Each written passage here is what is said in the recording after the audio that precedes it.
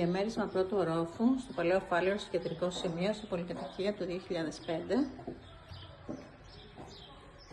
55 τετραγωνικά.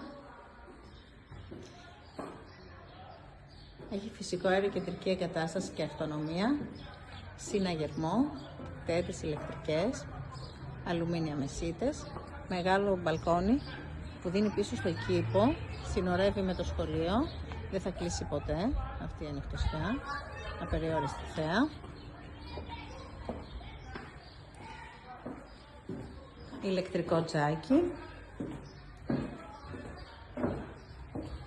Πολύ εργονομική η κουζίνα, πολύ αποθηκευτική χώρη. Το διαμέρισμα φωτίζεται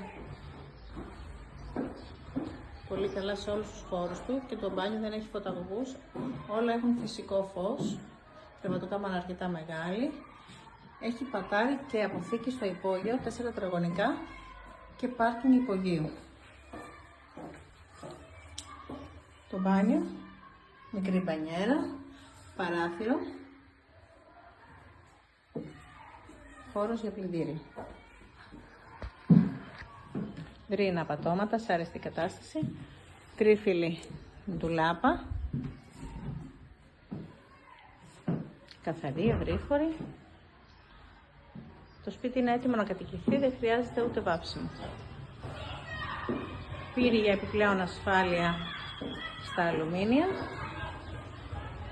Πολύ φωτεινό. Μια εξαιρετική επιλογή για ένα ζευγάρι. Είναι άμεσα διαθέσιμο προς πώληση.